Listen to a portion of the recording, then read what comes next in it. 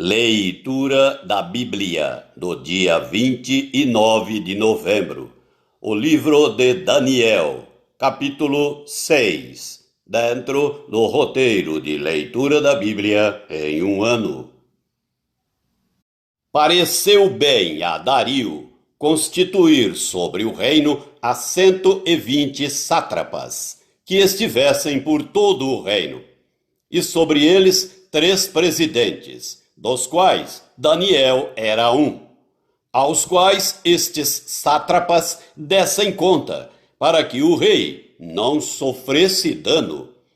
Então, o mesmo Daniel se distinguiu destes presidentes e sátrapas, porque nele havia um espírito excelente, e o rei pensava em estabelecê-lo sobre todo o reino.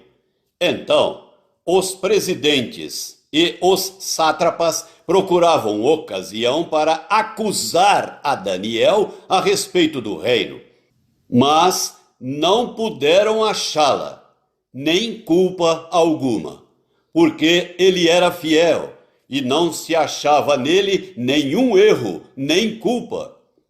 Disseram, pois, estes homens: nunca acharemos ocasião alguma para acusar a este Daniel, senão a procurarmos contra ele na lei do seu Deus.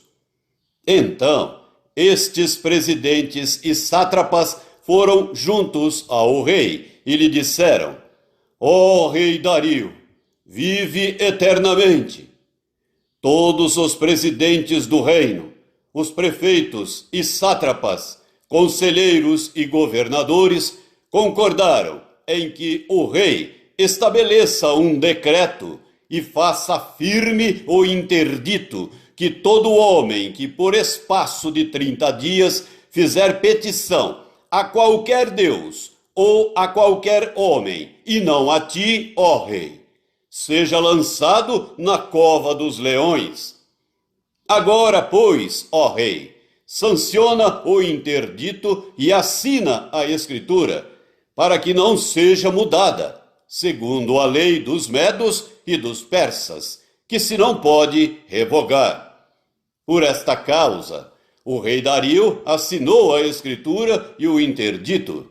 Daniel, pois, quando soube que a escritura estava assinada, entrou em sua casa, e em cima, no seu quarto, onde havia janelas abertas do lado de Jerusalém, 3 vezes por dia se punha de joelhos e orava, e dava graças diante do seu Deus, como costumava fazer. Então, aqueles homens foram juntos, e tendo achado a Daniel a orar e a suplicar diante do seu Deus, se apresentaram ao rei e, a respeito do interdito real, lhe disseram: não assinaste um interdito que por espaço de 30 dias todo homem que fizesse petição a qualquer Deus ou a qualquer homem, e não a ti, ó rei, fosse lançado na cova dos leões? Respondeu o rei e disse: esta palavra é certa, segundo a lei dos medos e dos persas, que se não pode revogar. Então responderam e disseram ao rei: esse Daniel, que é dos exilados de Judá, não faz caso de ti, ó rei, nem do interdito que assinaste. Antes, 3 vezes por dia, faz a sua oração. Tendo o rei ouvido estas coisas, ficou muito penalizado e determinou consigo mesmo livrar a Daniel, e até ao pôr do sol se empenhou por salvá-lo. Então, aqueles homens foram juntos ao rei e lhe disseram: sabe, ó rei, que é lei dos medos e dos persas que nenhum interdito ou decreto que o rei sancione se pode mudar. Então, o rei ordenou que trouxessem a Daniel e o lançassem na cova dos leões. Disse o rei a Daniel: o teu Deus, a quem tu continuamente serves, que ele te livre. Foi trazida uma pedra e posta sobre a boca da cova. Selou-a o rei com o seu próprio anel e com o dos seus grandes, para que nada se mudasse a respeito de Daniel. Então, o rei se dirigiu para o seu palácio, passou a noite em jejum e não deixou trazer à sua presença instrumentos de música, e fugiu dele o sono. Pela manhã, ao romper do dia, levantou-se o rei e foi com pressa à cova dos leões. Chegando-se ele à cova, chamou por Daniel com voz triste. Disse o rei a Daniel: Daniel, servo do Deus vivo, dar-se-ia o caso que o teu Deus, a quem tu continuamente serves, tenha podido livrar-te dos leões. Então Daniel falou ao rei: Ó rei, vive eternamente. O meu Deus enviou o seu anjo e fechou a boca aos leões, para que não me fizessem dano, porque foi achada em mim inocência diante dele. Também contra ti, ó rei, não cometi delito algum. Então o rei se alegrou sobremaneira e mandou tirar a Daniel da cova. Assim foi tirado Daniel da cova, e nenhum dano se achou nele, porque crera no seu Deus. Ordenou o rei, e foram trazidos aqueles homens que tinham acusado a Daniel, e foram lançados na cova dos leões, eles, seus filhos e suas mulheres. E ainda não tinham chegado ao fundo da cova, e já os leões se apoderaram deles, e lhes esmigalharam todos os ossos. Então o rei Dario escreveu aos povos, nações e homens de todas as línguas que habitam em toda a terra: paz vos seja multiplicada. Faço um decreto pelo qual, em todo o domínio do meu reino, os homens tremam e temam perante o Deus de Daniel, porque ele é o Deus vivo e que permanece para sempre. O seu reino não será destruído, e o seu domínio não terá fim. Ele livra e salva, e faz sinais e maravilhas no céu e na terra. Foi ele quem livrou a Daniel do poder dos leões.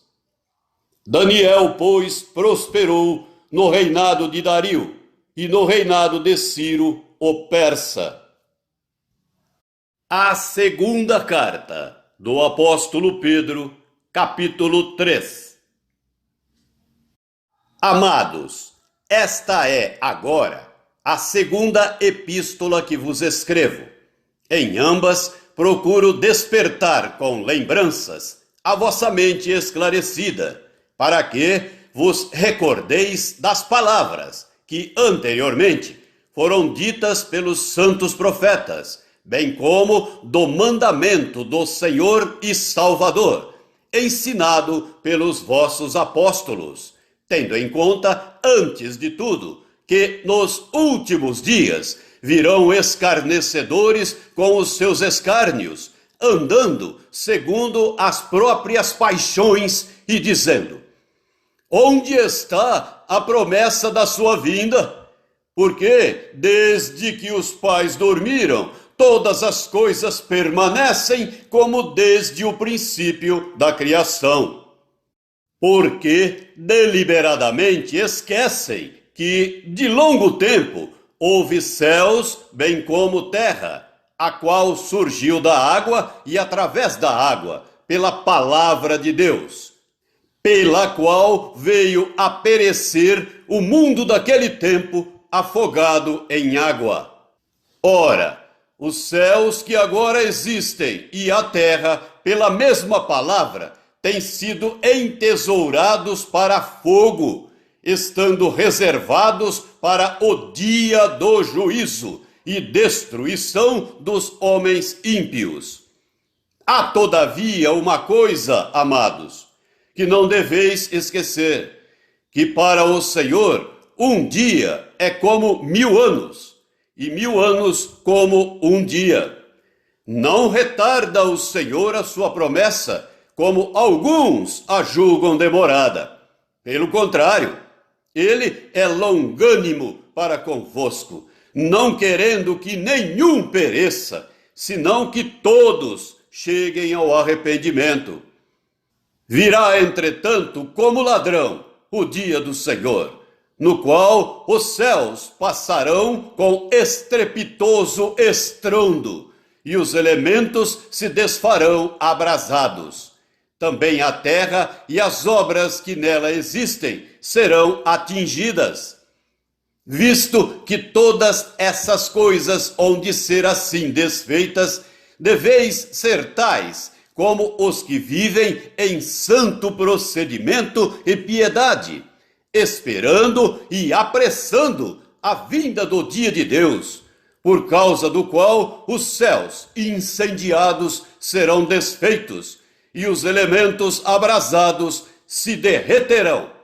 Nós, porém, segundo a sua promessa, esperamos novos céus e nova terra, nos quais habita justiça. Por essa razão, pois, amados, esperando estas coisas, empenhai-vos por serdes achados por ele em paz, sem mácula e irrepreensíveis, e tende por salvação a longanimidade de nosso Senhor, como igualmente o nosso amado irmão Paulo vos escreveu, segundo a sabedoria que lhe foi dada, ao falar acerca destes assuntos, como de fato costuma fazer em todas as suas epístolas, nas quais há certas coisas difíceis de entender, que os ignorantes e instáveis deturpam, como também deturpam as demais escrituras, para a própria destruição deles. Vós, pois, amados, prevenidos como estáis de antemão, acautelai-vos. Não suceda que, arrastados pelo erro desses insubordinados, descaiais da vossa própria firmeza. Antes, crescei na graça e no conhecimento de nosso Senhor e Salvador Jesus Cristo. A Ele seja a glória, tanto agora como no dia eterno. Salmo 119, do versículo 129 até o versículo 152. Admiráveis são os teus testemunhos, por isso a minha alma os observa. A revelação das tuas palavras esclarece e dá entendimento aos simples. Abro a boca e aspiro, porque anelo os teus mandamentos. Volta-te para mim e tem piedade de mim, segundo costumas fazer aos que amam o teu nome. Firma os meus passos na tua palavra, e não me domine iniquidade alguma. Livra-me da opressão do homem, e guardarei os teus preceitos. Faze resplandecer o rosto sobre o teu servo, e ensina-me os teus decretos. Torrentes de água nascem dos meus olhos, porque os homens não guardam a tua lei. Justo és, Senhor, e retos os teus juízos. Os teus testemunhos, tu os impuseste com retidão e com suma fidelidade. O meu zelo me consome, porque os meus adversários se esquecem da tua palavra. Puríssima é a tua palavra, por isso o teu servo a estima. Pequeno sou e desprezado, contudo não me esqueço dos teus preceitos. A tua justiça é justiça eterna, e a tua lei é a própria verdade. Sobre mim vieram tribulação e angústia. Todavia, os teus mandamentos são o meu prazer. Eterna é a justiça dos teus testemunhos. Dá-me a inteligência deles, e viverei. De todo o coração eu te invoco. Ouve-me, Senhor. Observo os teus decretos. Clamo a ti. Salva-me, e guardarei os teus testemunhos. Antecipo-me ao alvorecer do dia e clamo. Na tua palavra espero confiante. Os meus olhos antecipam-se às vigílias noturnas, para que eu medite nas tuas palavras. Ouve, Senhor, a minha voz, segundo a tua bondade. Vivifica-me segundo os teus juízos. Aproximam-se de mim os que andam após a maldade. Eles se afastam da tua lei. Tu estás perto, Senhor, e todos os teus mandamentos são verdade. Quanto às tuas prescrições, há muito sei que as estabeleceste para sempre. Provérbios 28, versículos 21 e 22. Parcialidade não é bom, porque até por um bocado de pão o homem prevaricará. Aquele que tem olhos invejosos corre atrás das riquezas, mas não sabe que há de vir sobre ele a penúria.